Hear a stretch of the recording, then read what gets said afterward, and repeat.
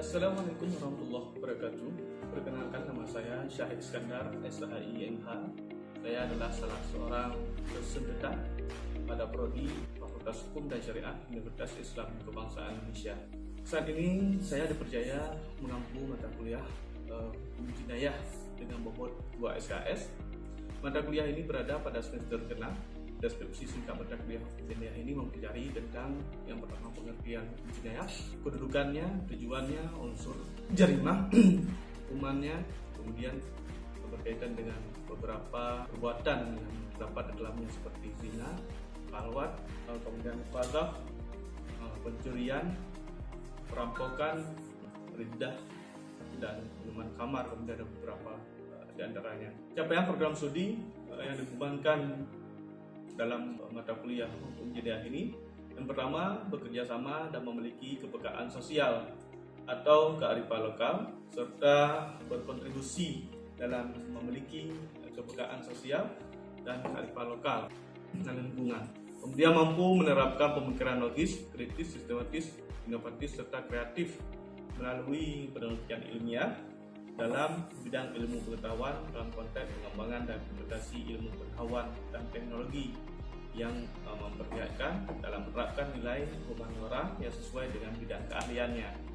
Kemudian ketiga, berkontribusi dalam peningkatan mutu kehidupan bermasyarakat, berbangsa, bernegara, dan berkeberadaban berdasarkan Pancasila, taat hukum, disiplin dalam kehidupan masyarakat dan bernegara. Kemudian mampu memahami konsep hukum jinayah dan menentukan berbagai sistem solusi permasalahan hukum dengan menggunakan teori, pendekatan, serta mampu merancang dan menjalankan perbandingan antara hukum pidana nasional dan hukum jinayah yang ada serta menganalisa pelanggaran kanun jinayah di Aceh. Capaian pembelajaran mata kuliah yang pertama, mahasiswa mampu menjelaskan pengertian hukum jinayah, ruang lingkup hukum jinayah itu terdapat dalam CPL 1. Kemudian yang kedua, mahasiswa mampu merumuskan masalah yang ada dalam hukum jinayah yang ada dan berkembang di Aceh itu terdapat dalam CPL 2.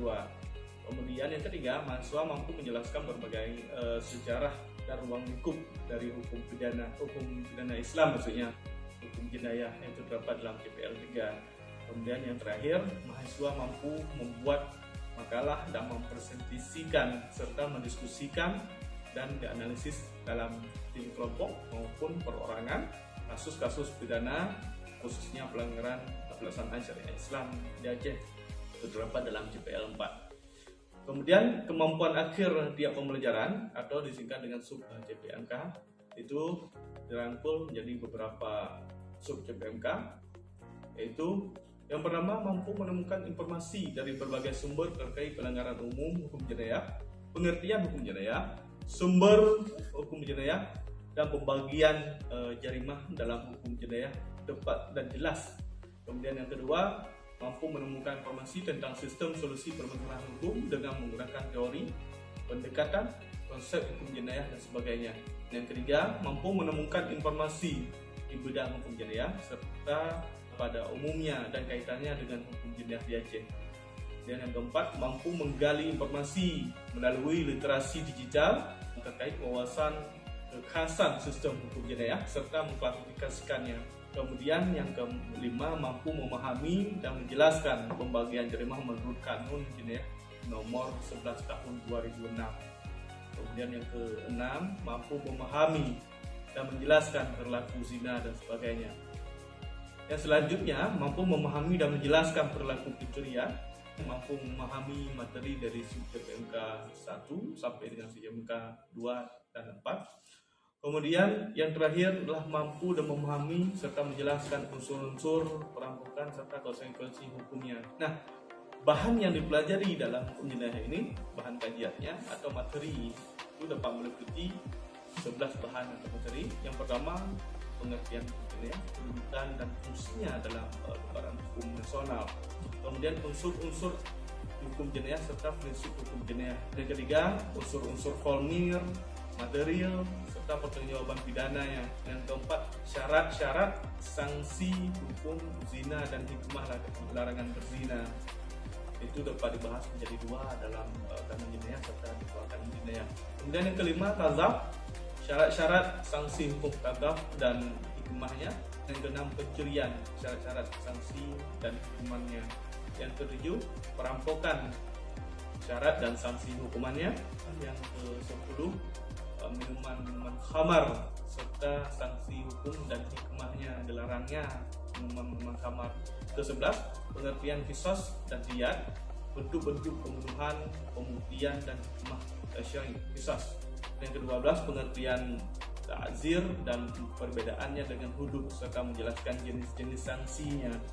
Yang 13, pengertian jarimah qisas serta menjelaskan jenis-jenis sanksinya. Kemudian dalam metode penilaian, saya menggunakan metode penilaian sering kita kenal dengan DIA. Itu yang pertama, delivery. Nanti saya akan mendelivery pengetahuan hukum jinayah serta secara umum maupun pemberlakuan secara khusus di Aceh, baik dari buku, peraturan perundang-undangan, pemberlakuan syariat Islam maupun dari jurnal-jurnal terkait. Kemudian yang kedua, interaction. Interaction itu adanya interaksi langsung antara mahasiswa dengan dosen, baik itu dalam tanya jawab mengenai materi yang sudah dipaparkan. Kemudian yang ketiga, yaitu assessment.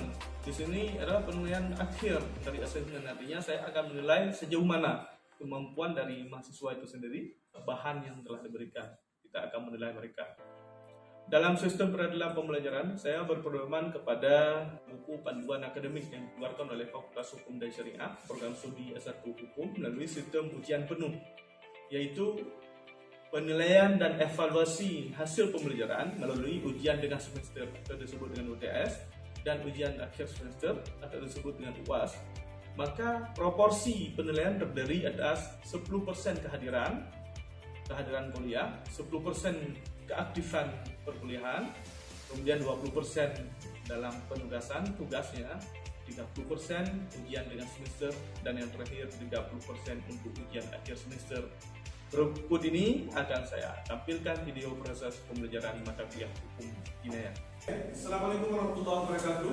Waalaikumsalam warahmatullahi wabarakatuh. Alhamdulillah, Allahumma shalli ala sayyidina Muhammad wa ala ali sayyidina Muhammad. Apa kabar? Para mahasiswa sehat? Alhamdulillah sehat. Ya. Kita sudah mengikuti kuliahan yang lalu tentang pengertian jinayah, kemudian jarimah, penerapannya, pelaksanaannya. Nah, hari ini kita memasuki perkuliahan lanjutan dari perkuliahan yang sudah mengikuti. Di sini, tepat pada hari ini kita akan membahas. Sebelum kita memulai, ada yang tahu apa itu hukum pidana Islam atau jinayah? Ada yang tahu? Baik, silakan. Suatu perbuatan yang dilarang secara baik perbuatan tersebut mengenai jiwa, harta, dan lain sebagainya. Bagus sekali. Siapa kamu? Anissa. Ya, baik Anissa. Baik, di sini sudah dijelaskan menurut Said Sabit, jinayah dalam bahasa bicara adalah setiap perbuatan yang dilarang oleh hukum syariat. Dalam perbuatan dilarang itu dikhawatirkan apabila dilakukan akan merusak. Yang pertama, merusak agama. Setiap perbuatan pidana Islam itu jika dilakukan dikhawatirkan akan merusak agama. Yang kemudian merusak jiwa, tubuh dia, jiwanya, kemudian akalnya, kehormatannya, harta benda. Hukum jinayah di Aceh ini terkandung dalam Kanun Nomor 6 Tahun 2014 tentang Kanun Jinayah yang dibentuk secara sebagai pelindung dan pedoman bagi masyarakat dalam menjalankan hukum Allah dan hukum Mekah. Jadi dibuatnya kanun ini pertama sebagai untuk melindungi masyarakat dari keadaan. Apa saja yang terkandung dalam ini?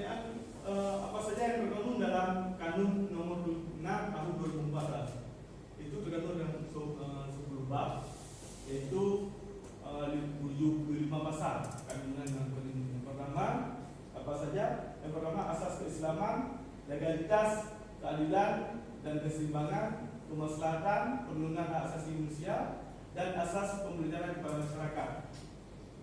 Baik. Sedangkan kanun acara. Jadi tadi saya sudah menjelaskan bahwa hukum pidana itu ada dua, hukum pidana material dan hukum pidana formil. Nah, dalam kanun jinayah itu ada jinayah material dan formil. Dan formilnya itu yaitu Kanun Nomor 7 Tahun 2013 tentang negara. Jadi begini prinsipnya ya.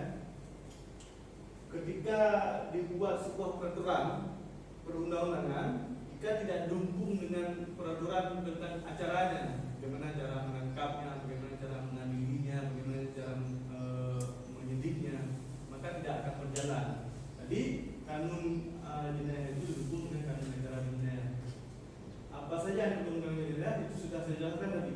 Ada 2, 4, 5, 6, 7, 8, 9 asas yang terkandung di dalamnya. Salah satunya adalah asas legalitas, legal secara hukum, kemudian keadilan dan keseimbangan, perlindungan HAM, praduga tak bersalah, ganti kerugian, rehabilitasi, peradilan hidup, sederhana, cepat dan biaya ringan, peradilan terbuka umum, kekuasaan hakim yang sah, mandiri dan tetap, asas bantuan hukum terdakwa. Ada yang ingin ditanyakan?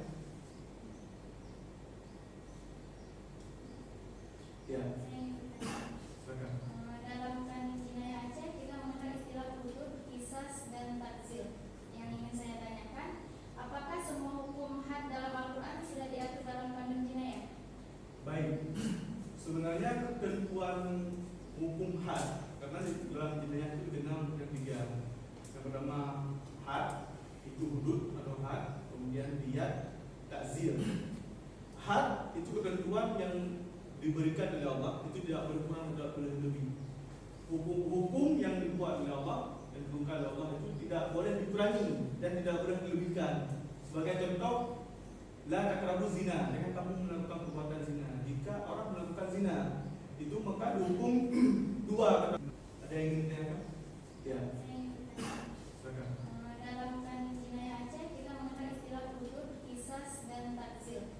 Yang ingin saya tanyakan, apakah semua hukum had dalam Al-Quran sudah diatur dalam kanun jinayah? Baik, sebenarnya ketentuan hukum had, karena di dalam jinayah itu dikenal dengan 3. Yang pertama had, itu hudud atau had, kemudian diyat, takzir. Had itu ketentuan yang diberikan oleh Allah, itu tidak boleh kurang, tidak boleh lebih.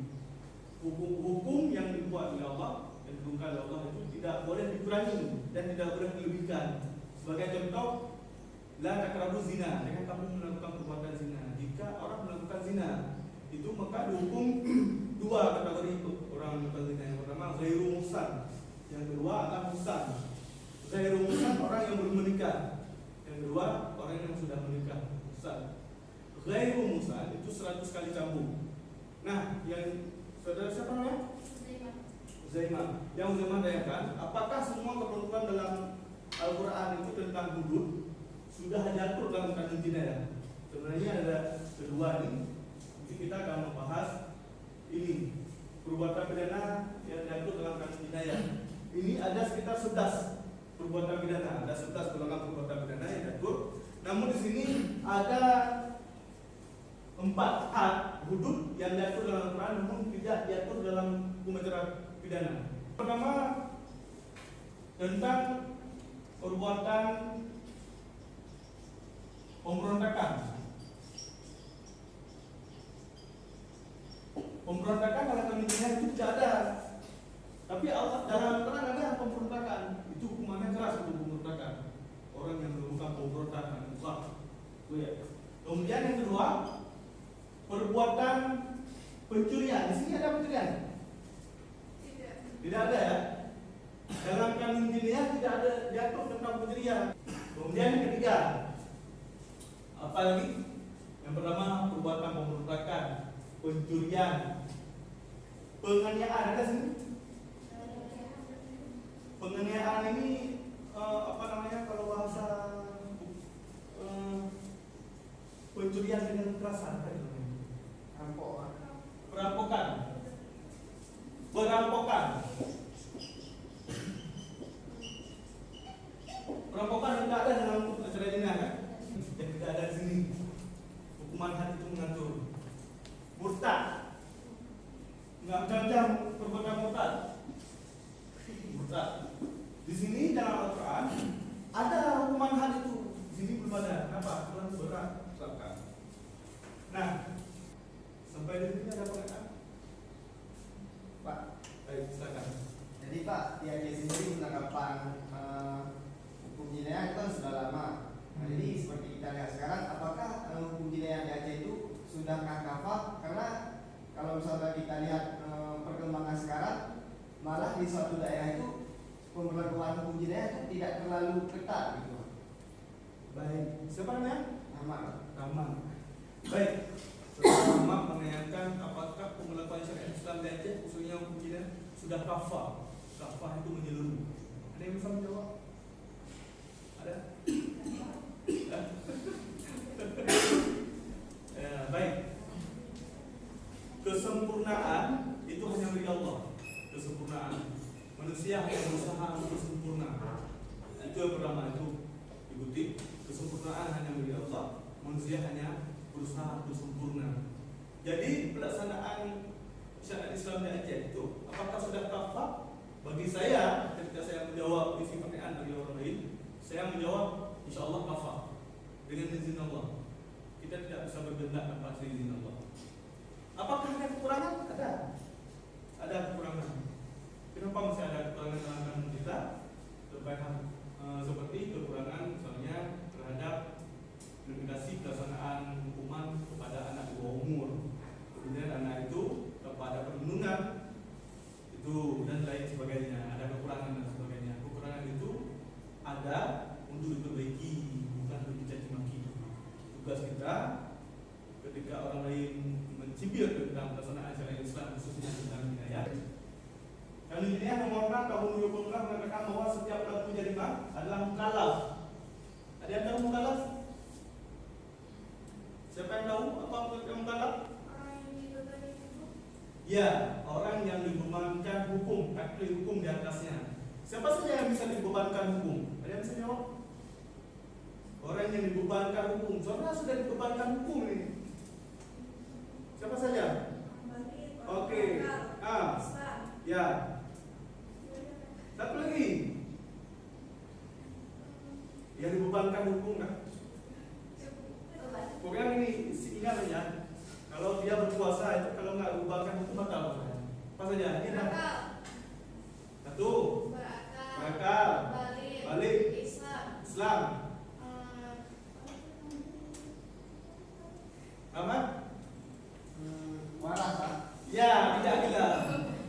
Mukallaf adalah orang yang dibebankan hukum atau hukum alaih, yaitu orang yang kepadanya dibebankan hukum. Dalam studi hukum, kalau sering disebut dengan saksi hukum, itu orang atau badan hukum yang mampu memikul hak dan kewajiban. Setiap orang baru disebut mukallaf bila ia mampu mengetahui tuntutan Allah dan mampu melaksanakan tuntutan tersebut secara hukum. Dalam studi hukum disebut dengan subjek hukum. Kemudian macam-macam perbuatan pidana. Satu, tentang minuman kamu. Minuman kamu diatur dalam pasal nomor 15 Kanun Jinayah yang menyatakan bahwa setiap orang yang dengan sengaja minum khamar memabukkan maka dihukum dengan obat bulut cambuk 40 kali cambuk. Orang yang sengaja melakukan minuman keras, mabuk, yang minum vodka, ya kan? Jadi kadar minuman mabuk itu yang beralkohol ini ada kadarnya, ada itu dalam undang-undang. Mungkin bisa dilihat kembali. Jika badan usaha gede yang membuat, memproduksi, menyimpan, menimbun, menjual, memasukkan minuman keras, ancaman kasar 60 kali jambu. Rahmat. Punya kawan, pulang sebentar di Medan. Pulang sebentar dua kerat. Kan itu. Benar. Menyimpan, menimbun, menjual atau memasukkan. Setiap orang, jika satu orang yang memberi, membawa, mengangkut, menghadiahkan happy birthday to you vodka. Saya tak minum, Pak. Astagfirullah. Saya tak minum, Pak. Cuman ini apa ini? Hadiah kawan, 9 tahun. Kenal. Berapa ancamannya? 20 kali cambuk. Baik. Maisir, berjudi, yang mengandung unsur taruhan, unsur untung-untungan yang dilakukan antara dua pihak atau lebih, disertai kesepakatan bahwa pihak yang menang akan mendapatkan bayaran dan keuntungan tertentu pihak yang kalah baik secara langsung maupun tidak langsung. Langsung, real depan. Yang tidak langsung, IT masuk nih. Undang-undang ITE, chip masuk, cuman diatur ini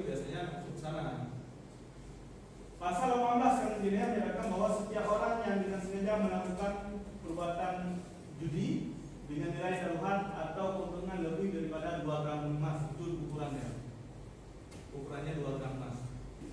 Jadi jika ukuran gramnya di bawah itu tidak diatur dengan pasal 18 tapi peringatan dan sebagainya. Apabila nilai taruhannya di atas melebihi 2 gram, maka hukumannya ditambah menjadi dari 12 kali cambuk menjadi 30 kali cambuk.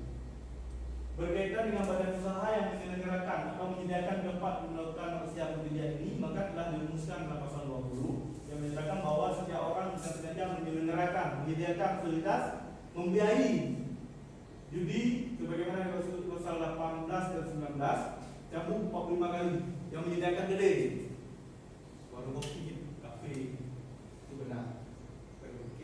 Pikir warung kopi itu enggak, saya kan cuma menyediakan warung kopi, kena tidak. Kemudian khalwat, ada yang khalwat di sini? Khalwat perbuatan di tempat tersembunyi, berduaan di tempat sunyi, itu diancam dengan hukuman 10 kali cambuk. Berkaitan dengan badan usaha, kemudian penyelenggara badan usaha, penyedia tempat, itu saja. Ikhtilat, perbuatan bermesraan. Bermesraan laki-laki dengan perempuan, cuma tidak masuk ke zina. Bahasa ajanya hasrat seksual, tapi tidak masuk ke zina. Dia dihukum 300 gram emas dan diancam dengan takzir 30 kali cambuk. Setiap orang yang tidak sengaja menyelenggarakan, menyediakan fasilitas, mempromosikan takzir cambuk ini sebagai. Kemudian setiap orang yang sengaja melakukan terjemah ikhtilat dengan orang yang berhubungan mahram. Tahu berhubungan mahram ini maksudnya ini. Berhubungan mahram artinya abang dengan adik, ayah dengan anak. Ikhtilat, perbuatan bermesraan. Maka dihukum setiap orang yang dengan berhubungan ikhtilat dengan mahramnya, dengan orang yang mahramnya. Selain diancam ukubat yang di atas, ukubat 30 kali di atas, ditambah itu ukubat takzir dengan paling banyak 30 sebanyak 30 gram emas murni atau denda sebanyak 3 bulan tambahannya setelah dihukum cambuk ditambah lagi. Kemudian jika orang yang menuduh, ini yang sulit ini dibuktikan, jika seseorang yang melakukan ikhtilat menuduh orang bercumbu, itulah ini laki-laki ini sering kasih tahu sama perempuan ketika ada orang yang semak belukar lagi berduaan, mereka ajak kawannya, yuk kita intip. Pencegahan itu Islam bukan demikian. Jika mereka datang ke depan kita, cegah.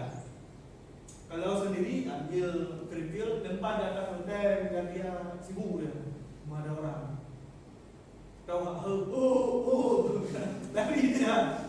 Jangan diluung, jangan diintip. Kalau diintip, maka kena ini. Begitu ditangkap, yang kena bukan orang yang melakukan perbuatan ikhtilat, bertumbuh mesra. Dia nak semak belukar, dia kena kita.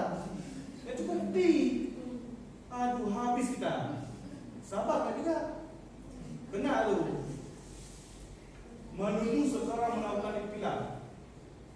Kita sebenarnya dia ada melakukan, yang pertama dia tidak menghubungi bukti, tidak ada saksi, tidak ada kita sendiri. Benar. Hukuman itu 30 kali, tak main. Kemudian zina, berseluruh kebaikan perkawinan. Zina dalam Al-Quran disebut dengan ghairu muhsan dan zina muhsan. Kalau muhsan sudah menikah, ya ada muhsan belum menikah. Itu hukuman had dari Al-Quran 100 kali cambuk tanpa negosiasi. Pelecehan seksual adalah perbuatan asusila atau perbuatan cabul yang dilakukan seseorang di depan umum terhadap orang lain sebagai korban laki-laki maupun perempuan tanpa kekerasan korban. Kerelaan, tidak mau dia, dipaksa, pemaksaan, itu pelecehan seksual. Diancam dengan hukuman 45 kali cambuk. 45 kali cambuk. Kekerasan seksual dilakukan terhadap anak, diancam hukuman 90 kali cambuk. Anak yang muslim ini anak yang bohong. Pemerkosaan nggak perlu saya jelaskan apa arti pemerkosaan. Itu diancam dengan paling sedikit 125 kali cambuk. Dia pemaksaan. Kalau memaksa dan menghina orang lain. Kemudian qazaf, menuduh orang melakukan zina. Sama dengan menuduh tadi, cuma menuduh lebih berat. Biasanya menuduh orang melakukan zina itu untuk suami istri biasanya terjadi. Kemudian liwat, persetubuh sesama jenis. Ini liwat ini perbuatan laki-laki dengan laki-laki. Itu dihukum 100 kali cambuk. Laki-laki dengan laki-laki. Musahafah itu lesbian sesama perempuan. Sesama perempuan ini perbuatan melakukan lebih untuk memperoleh pasangan itu diancam dengan hukuman 100 kali cambuk dan denda 100 gram emas murni. Sampai di sini ada pertanyaan? Baik, kalau tidak ada pertanyaan cukup sekian kuliah kita pada hari ini. Semoga kita berjumpa lagi sesi selanjutnya minggu depan, insyaallah. Terima kasih atas segala atensi dan kebersamaannya. Wabillahi taufiq. Wassalamualaikum warahmatullahi wabarakatuh.